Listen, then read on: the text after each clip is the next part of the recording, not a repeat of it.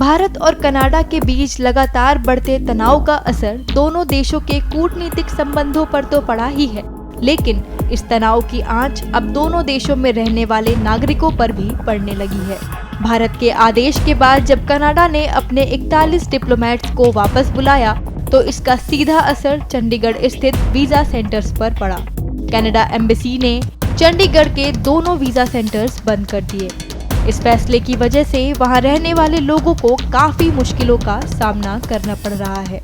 अगर मैं बात करूं स्पेशली पंजाब की और हरियाणा की, अगर पंजाब की बात करो तो आप बोल सकते हो कि जो सेकंड पंजाब है वो कनाडा में बसता है।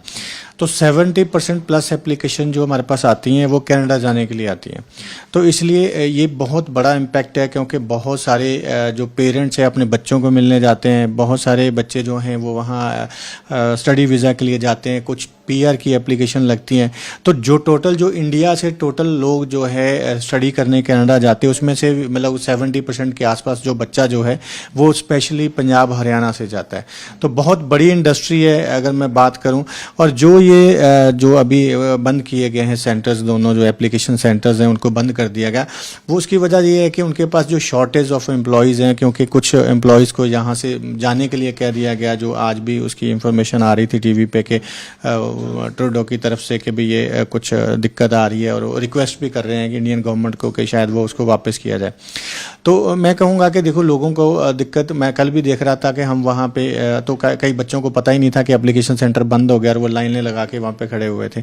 तो इसमें इम्पैक्ट जरूर पड़ेगा। तो दूसरी बात यह है कि अगर मैं यहाँ पे एप्लीकेशन की बात करूँ तो कई एप्लीकेशन ऑनलाइन लगती हैं, तो हम यहाँ पे ऑनलाइन एप्लीकेशन सबमिट करते हैं, वहाँ जाने की ज़रूरत नहीं पड़ती।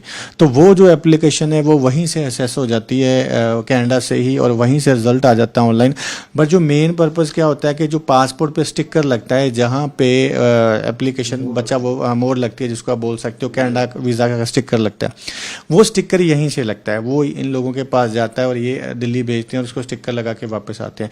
तो उस चीज़ के लिए जो थोड़ा डिले होगा, क्योंकि वीज़ा आने के बाद स्टिकर में अब काफ़ी टाइम लग सकता है, बच्चों की क्लासेस मिस हो सकती हैं, आपको दिल्ली जाना पड़ेगा। बिल्कुल। तो जो एक फैसिलिटी यहाँ पे बनी हुई थी वो उसके लिए ज़रूर दिक्कत आई है। मैं कनाडा जाना चाहती थी, बट अब तो ऐसा लग रहा है कि शायद मेरा ये सपना पूरा ही नहीं हो पाएगा, क्योंकि कनाडा ने इतने अलग अलग तरीके से अलग अलग रूल्स ले आए हैं। उन्होंने बायोमेट्रिक के जो सेंटर्स थे वो भी बंद कर दिए हैं चंडीगढ़ में, और मैंने सुना है मुंबई में भी शायद बंद कर दिए हैं। अब बायोमेट्रिक की डेट नहीं मिलेगी, और मिलेगी तो फिर वो दिल्ली जाना पड़ेगा उसके लिए, वो एक अलग टेंशन, उसमें टाइम लगेगा, वहाँ पे इतनी भीड़ होएगी। जब सब जगह बंद हो जाएगा और एक ही जगह खुला होगा तो वहाँ पे कितनी ज़्यादा भीड़ हो जाएगी, और उसके बाद पता भी नहीं कि उस भीड़ से परेशान हो कि कहीं वो भी ना बंद कर दें। चंडीगढ़ में वीजा सेंटर्स बंद होने के बाद उच्च शिक्षा के लिए कनाडा जाने वाले भारतीय छात्रों को अब दिल्ली से एप्लीकेशन भरनी होगी, जो एक लंबा प्रोसेस होगा और इससे स्टूडेंट्स की एजुकेशन भी बाधित हो सकती है।